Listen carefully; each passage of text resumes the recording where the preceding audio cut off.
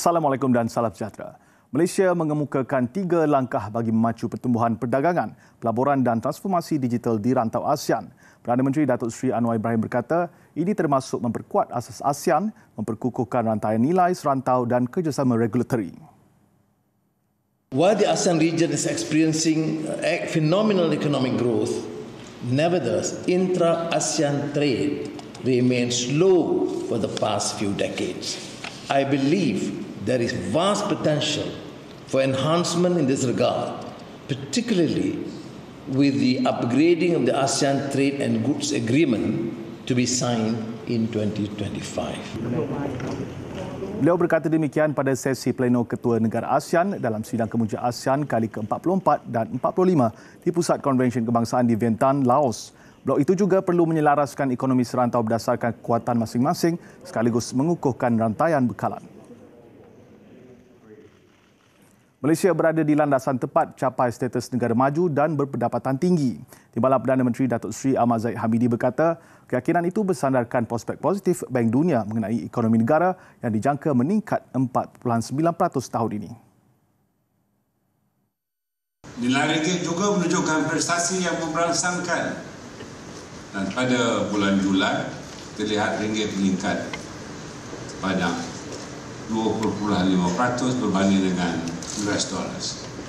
Ini jauh mengatasi prestasi dolar Singapura, baht, rupiah. Kejayaan ini dipacu keberkesanan dasar kerajaan madani, khususnya dalam pengukuhan pelaburan dan perdagangan serta kestabilan politik. Jumlah pelaburan yang diluluskan juga melonjak kepada 160 bilion ringgit pada separuh pertama tahun ini selain nilai dagangan naik 18.6% pada Ogos, tertinggi dalam tempoh 22 bulan. Lembaga Minyak Sawit Malaysia MPOB berharap kerajaan akan membantu pekebun mempercepat aktiviti penanaman semula dalam belanjawan 2025. Ini penting bagi memulihkan pokok sawit yang tidak produktif dan tua. Menurut MPOB, keluasan kawasan pokok sawit tua berusia lebih 25 tahun telah meningkat 5.1% setahun sejak 10 tahun lalu. Penanaman semula juga akan memastikan pertumbuhan berterusan industri sawit negara. Selain itu, cabaran kawal selia di bawah peraturan bebas penebangan hutan EUDR juga perlu diteliti. Ini termasuk pengukuhan skim persijilan minyak sawit lestari Malaysia MSPO yang menjadi antara fokus untuk memperoleh akses kepada pasaran kritikal seperti Kesatuan Eropah. Sementara itu, penganalisis percaya langkah meningkatkan ambang Levi keuntungan luar biasa kepada sekitar RM4,500 satu tan akan memberi manfaat kepada sektor peladangan.